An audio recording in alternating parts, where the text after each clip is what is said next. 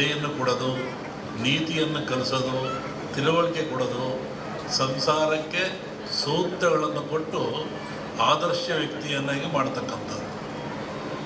ಇಲ್ಲಿ ಭಗವಂತ ಮನುಷ್ಯರನ್ನು ಹುಟ್ಟಿಸಿದ ಮೇಲೆ ಅವನಿಗೆ ಬೇಕಾಗುವ ಎಲ್ಲ ಸವಲತ್ತುಗಳನ್ನು ಕೊಡಬೇಕು. ಅವನು ಯಾವ ಸವಲತ್ತು ಕೊಟ್ಟ? ವಿಶೇಷವಾಗಿ ಆಯುಷ್ಯು, ಆರೋಗ್ಯ. Wealth is lot, something is lot. Money is lot, something is lot. Health is lot, everything is lot. ಆರೋಗ್ಯ ಏನಾದರೂ ಕೆಟ್ಟರೆ ಎಲ್ಲವನ್ನೂ ಕಳ್ಕೊಳ್ತಾನೆ ಮನುಷ್ಯ. ಏನಿದ್ರೇನು, ಆರೋಗ್ಯ ಭಾಗ್ಯ ಇಲ್ಲದೆ ಹೋದರೆ ಆಯುಷ್ಯ ರೇಖೆ ಇದ್ದೇನು, ಸಂಪತ್ತು ರೇಖೆ ಇದ್ದೇನು. ಆರೋಗ್ಯ ಇಲ್ಲದವ್ರು ಏನು ಮಾಡ್ತಾನೆ? ಏನೂ ಮಾಡೋಕ್ಕಾಗಲ್ಲ. ಹಾಗಾಗಿ ಭಗವಂತನ ಪ್ರೇರಣೆ ಇಂತಹ ಗಿಡಮೂಲಿಕೆಗಳನ್ನು ಮನುಷ್ಯನಿಗೆ ವರವಾಗಿ ಕೊಟ್ಟ. ಇದನ್ನು ತಿಂದು ನೀನು ಉಪಯೋಗ ಮಾಡಿಕೊಂಡು ಸದೃಢವಾಗಿ ಬಾಳು, ಆರೋಗ್ಯವಂತನಾಗಿ ಬಾಳು, ಭೂಮಿಯ ಮೇಲೆ ಸದಾಕಾಲ ಎಂದು ಒಳ್ಳೆಯದನ್ನು ಮಾಡು ಅಂತೇಳಿ ಇಂತಹ ಗಿಡಮೂಲಿಕೆಗಳನ್ನು ಕೊಟ್ಟ ಭಗವಂತ. ಇದು ಇವುಗಳ ಹಿಂದೆ ಹೋಗ್ತದೆ. ಸಮುದ್ರ ಮತನಾಯಿತು, ಇಲ್ಲಿ ಬರೆದಿದ್ದೀರಾ? ಸಮುದ್ರ ಮತನಾಯಿತು. ಸಮುದ್ರ ಮತ ರಾಕ್ಷಸರು ದೇವತೆಗಳು ಆದೇಶ ಕಟ್ಟಿ ಎಳೆದರು. ಎಲ್ಲ ಬಂತು. ಲಕ್ಷ್ಮಿ ಬಂತು, ಐರಾವತ ಬಂತು, ಕನಕಾದಿಗಳು ಬಂದು, ವಿಷ ಬಂತು. ಎಲ್ಲರೂ ಹಂಚ್ಕೊಂಡ್ರು. ವಿಷವನ್ನು ಯಾರು ಹಂಚ್ಕೊಳ್ಳಿಲ್ಲ. ಆವಾಗ ಪರಮಾತ್ಮ ಕುಡ್ದ. ಆವಾಗ ಅವನಿಗೆ ಯೋಚನೆ ಆಯಿತು, ಸಕಲ ಸಂಪತ್ತೆಲ್ಲ ಕೊಟ್ಟುಬಿಟ್ಟೆ ನಾನು, ಸಮುದ್ರದಲ್ಲಿ ವಿಷವೂ ಬಂದುಬಿಡ್ತು, ಇದನ್ನು ನಾನು ಕುಡಿದೆ, ಇದರಿಂದ ಪಾರಾಗೋದು ಹೇಗೆ? ಬಹುಶಃ ಈ ವಿಷ ಈ ಜನರ ಮೇಲೆ ಹೋದರೆ ಏನಾಗ್ತಿತ್ತು? ಕಾರ್ಕೋಟ ವಿಷ. ಅದಕ್ಕೆ ಯೋಚನೆ ಮಾಡಿ ಈ ಧನ್ವಂತರಿಯನ್ನೂ ಕೊಟ್ಟ. ಈ ಧನ್ವಂತರಿ ಎಲ್ಲಿಂದ ಬಂತು ಅಂದರೆ ಸಮುದ್ರದಿಂದ, ನೀರಿನಿಂದ, ಸಾಗರದಿಂದ ಬಂತು. ಇದು ಆ ಒಂದು ದೇವತೆಯ ರೂಪದಲ್ಲಿ ಬಂತು. ನಮ್ಮಲ್ಲಿ ಕೇಳಲಿಕ್ಕೆ ಬುರುಳಿ, ಕಾಮತ್ತು ಎಲ್ಲ ಬಂದಿದ್ದರು ಈ ವಿಚಾರವಾಗಿ. ಕೆಲವು ಸೂಚನೆಗಳನ್ನು ಹೇಳಿದ್ವಿ ನಾವು. ನೀವು ಯಾಗ ಮಾಡುವಂಥ ಜಾಗದಲ್ಲಿ ವೃಕ್ಷ ಇರಬೇಕು, ಅಲ್ಲಿ ಒಂದು ಹುತ್ತ ಇರಬೇಕು, ಅಲ್ಲಿ ಒಂದು ಎಕ್ಕದ ಗಿಡ ಇರಬೇಕು, ಮತ್ತು ಸಮುದ್ರ ಪೂಜೆಯನ್ನು ಮಾಡಬೇಕು. ಯಾಕೆಂದರೆ ಮೂಲ ಸಮುದ್ರವೇ ಮೂಲ. ಇದಕ್ಕೆ ಗಿಡ, ವೃಕ್ಷ, ಬಳ್ಳಿ ಇದಕ್ಕೆಲ್ಲ ಸಮುದ್ರವೇ ಮೂಲ. ಅಲ್ಲಿಂದ ತರಬೇಕು. ಹಾಗೆ ಹೀಗಾಗಿ ಈ ಒಂದು ಯಾಗ ಭಾಳ ಚೆನ್ನಾಗಿ ನಡೀತಾ ಇದೆ ಭೂಮಿ ಮೇಲೆ. ಅದರಲ್ಲೂ ಈ ಕರಾವಳಿ ನಡೆದಿದ್ರೆ ಅತ್ಯಂತ ಮನುಕುಲಕ್ಕೆ ಆದರ್ಶವಾಗಿರ್ತಕ್ಕಂಥದ್ದು, ಪ್ರಾಯಶ್ಯವಾಗಿರ್ತಕ್ಕಂಥದ್ದು, ದೀರ್ಘಾಯುಷ್ಯದ ಗುಟ್ಟನ್ನು ನಮ್ಮವರು ಕೊಟ್ಟಿದ್ದಾರೆ.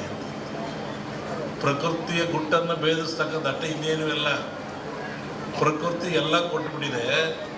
ಅದರ ಗುಟ್ಟನ್ನು ಭೇದಿಸಿ ಮನುಷ್ಯ ಉಪಯೋಗ ಪಡಿತಕ್ಕಂಥದ್ದು, ಆರೋಗ್ಯವಂತನಾಗ್ತಕ್ಕಂಥದ್ದು. ಹೋಮಗಳಂದರೆ ಏನು? ಹೋಮವನ್ನು ಯಾತಕ್ಕೋಸ್ಕರ ಮಾಡ್ತಾರೆ? ಅದರ ಉದ್ದೇಶ ಏನು?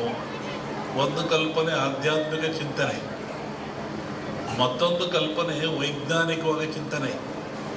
ನಾವು ಏನೇ ಮಾಡಿದರೂ, ಯಾವ ಕೆಲಸ ಮಾಡಿದ್ರು, ಯಾವ ಧರ್ಮ ಆದರೂ ಸಹಿತ ಅದು ವಿಜ್ಞಾನಕ್ಕೆ ಒಳಪಡಬೇಕು. ವಿಜ್ಞಾನಕ್ಕೆ ಒಳಪಡದೆ ಹೋದರೆ ಧರ್ಮ ಆಗಲ್ಲ, ಸತ್ಯ ಆಗಲ್ಲ, ನಂಬಿಕೆ ಆಗಲ್ಲ, ಅಜ್ಞಾನದ ಪರಮಾವಧಿ ಆಗ್ತದೆ ಅದು. ಹೋಮದಲ್ಲಿ ಏನಿರ್ತದೆ?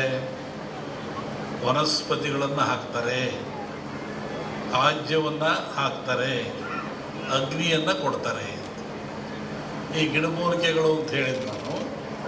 ಈ ವನಸ್ಪತಿಗಳಿಂದ ಅಗ್ನಿಗೆ ಹಾಕಿ ಹೋಮ ಆಜ್ಯ ಸುರಿಯೋದ್ರಿಂದ ನಮ್ಮ ನಂಬಿಕೆ ಅಗ್ನಿ ದೇವತೆಗಳ ಮುಖ, ಅಲ್ಲಿ ಔಷಭಾಗ್ಯವನ್ನು ಕೊಡೋದ್ರಿಂದ ದೇವತೆಗಳಿಗೆ ತಲುಪ್ತದೆ. ಆವಾಗ ನಾಡು ಸಮೃದ್ಧಿಯಾಗಿರ್ತದೆ, ರೋಗ ರುಜಿನ ದೂರವಾಗ್ತದೆ. ಒಂದಾದರೆ ಅಗ್ನಿಯನ್ನು ಆರಾಧನೆ ಮಾಡಿದವರು ಯಾರು? ಇದು ಒಂದು ಪ್ರಶ್ನೆ. ಅಗ್ನಿಹೋತ್ರಿಗಳು ಅಂತಿದ್ದಾರೆ, ಅವರು ನಿತ್ಯವೂ ಅಗ್ನಿ ಆರಾಧನೆ ಮಾಡಿ ಪೂಜೆಗಳನ್ನು ಮಾಡ್ತಾರೆ. ಅದು ಒಗ್ಗದ ಭಾಗದಲ್ಲಿರಲಿ, ಜಗತ್ತಿನ ಯಾವ ಸಮಾಜ ಇರಲಿ, ಯಾವ ಜನ ಇರಲಿ, ಯಾವ ಕುಲ ಇರಲಿ, ಯಾವ ಪಂಥ ಇರಲಿ, ಅಗ್ನಿಯನ್ನು ಆರಾಧನೆ ಮಾಡದಿರೋರು ಯಾರು? ದೀಪ ಹಚ್ತೀರ ನೀವು ಮನೇಲಿ, ಅದೇನು? ಅಗ್ನಿ.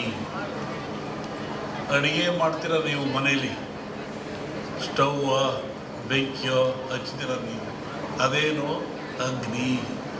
ನಾವು ನಿತ್ಯ ಬಾಳಲಿಕ್ಕಾಗಿ ಬದುಕಲಿಕ್ಕಾಗಿ ಆಹಾರ ತಯಾರು ಮಾಡ್ತೀವಲ್ಲ, ಅದು ಯಾವುದು? ಅಗ್ನಿಯ ಮುಖಾಂತರ. ಹಾಗೆ ಅಗ್ನಿ ಜಗತ್ತಿನ ಚರಾಚರಕ್ಕೆ, ಮನುಕುಲಕ್ಕೆ ಆದರ್ಶ, ಅವಶ್ಯಕ. ಅಗ್ನಿಯಿಂದ ಯಾವುದೂ ಇಲ್ಲ. ಧಾರ್ಮಿಕವನಾಗಿ ಅಗ್ನಿಗೆ ಭವಿಷ್ಯವನ್ನು ಕೊಡ್ತೀವಿ ಅಂತ ಹೇಳೋದು ಒಂದಾದರೆ, ಅದನ್ನು ವಿರೋಧ ಮಾಡೋದು ಒಳ್ಳೆತನ ಅಲ್ಲ. ಯಾಕೆ ವಿರೋಧ ಹೇಳಿದ್ರೆ, ಅಗ್ನಿಯೇ ಆಧಾರ ನಮಗೆ.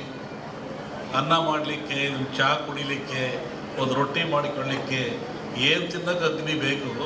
ಅಗ್ನಿ ದೈವೋ ಭವ. ವೈಜ್ಞಾನಿಕವು ಅಗ್ನಿ ನಮಗೆ ಬೇಕಾಗ್ತಾನೆ. ಆನಂತರ ಕಟ್ಟಿಗೆಗಳು, ಎಕ್ಕ, ಮಾವು, ಮುತ್ತುಗ ಇವೆಲ್ಲ ಬರ್ತವೆ. ಒಂದೊಂದು ಗಿಡದಲ್ಲಿ ಒಂದೊಂದು ಶಕ್ತಿ ಇರ್ತದೆ, ಒಂದೊಂದು ಫಲವನ್ನು ಕೊಡ್ತವೆ. ಕಾಡಿನಲ್ಲಿ ಋಷಿಗಳು ಆಶ್ರಮದಲ್ಲಿ ಯಜ್ಞವನ್ನು ಮಾಡ್ತಾಯಿದ್ರು, ಹೋಮವನ್ನು ಮಾಡ್ತಾಯಿದ್ರು. ಅಂದರೆ ಆ ಧೂಮದಿಂದ, ಆ ಹೊಗೆಯಿಂದ ಪರಿಸರ ಶುದ್ಧವಾಗ್ತಾ ಇತ್ತು. ಮತ್ತೊಂದು ಒಳ್ಳೆಯ ಮಳೆ ಬೆಳೆಗಳು ಬರ್ತಾಯಿತ್ತು. ಕ್ರೂರವಾದ ಪ್ರಾಣಿಗಳು, ಕಾಡಿನಾಗ ಯಾರು ಇರ್ತಾರೆ? ಕ್ರೂರವಾದ ಪ್ರಾಣಿಗಳಿರ್ತವೆ. ಆ ಪ್ರಾಣಿಗಳು ಸಹಿತ ಮನುಷ್ಯನನ್ನು ಹಿಂಸೆ ಮಾಡಲ್ಲ. ಈ ಯಜ್ಞ ಮಾಡೋದ್ರಿಂದ, ಹೋಮ ಮಾಡೋದ್ರಿಂದ, ಆ ಬಂದ ಧೂಮದಿಂದ ಮನಸ್ಸು ಪರಿವರ್ತನೆಯಾಗಿ ಶಾಂತ ಸ್ವಭಾವಕ್ಕೆ ಬರ್ತವೆ. ಆವಾಗ ಮನುಷ್ಯರೊಂದಿಗೆ ಅವು ಸ್ನೇಹಿಗಳಾಗ್ತವೆ. ಅನೇಕ ಕಥೆಗಳನ್ನು ಕೇಳಿದ್ದೀವಿ. ಸ್ವಾಮಿಗಳಿದ್ದರು, ಅಲ್ಲಿ ಹುಲಿ ಬರ್ತಾಯಿತ್ತು, ಸಿಂಹ ಬರ್ತಾಯಿತ್ತು, ಹುಲಿ ಮೇಲೆ ಸ್ವಾಮಿಗಳು ಹೋಗ್ತಾಯಿದ್ರು. ಅಂದರೆ ಯಜ್ಞ ಯಾಗಾದಿಗಳ ಫಲದಿಂದ ಬರುವಂಥ ಹೋಮಾದಿಗಳ ಧೂಮದಿಂದ ಅವು ಮನಃಶಾಂತಿ ಆಗ್ತಾಯಿತ್ತು, ಕ್ರೂರತ್ವವನ್ನು ಕಳ್ಕೊಳ್ತಾ ಇದ್ದು ಒಂದು ಚಿಂತನೆ ಇದೆ.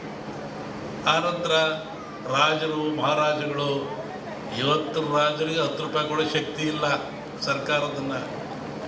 ಆವತ್ತಿನ ರಾಜರುಗಳಿಗೆ ತಲೆಯನ್ನು ಕಡಿಸುವಷ್ಟ ಶಕ್ತಿ ಇತ್ತು. ಇದ್ದಲ್ಲೇ ಆದೇಶ ಕೊಡ್ತೆ ತಲೆ ಕಟ್ಟು ಮಾಡುವುದಿದ್ದ ಅವನು. ಅಂತಹ ಶಕ್ತಿ ಅವನಿಗಿತ್ತು, ಸಾರ್ವಭೌಮತ್ವವಿತ್ತು. ಅಂಥವ್ರು ಏನು ಮಾಡ್ತಾಯಿದ್ರು? ನಾರುಮುಡಿಯಲ್ಲಿ, ಬರಿಗಾಲಿನಲ್ಲಿ ಕಾಡಿಗೆ ಹೋಗಿ, ಆಶ್ರಮಕ್ಕೆ ಹೋಗಿ, ಋಷಿಗಳ ಮುನಿಗಳಿಗೆ ಶಿರವಾಗಿ ಆ ಅಗ್ನಿ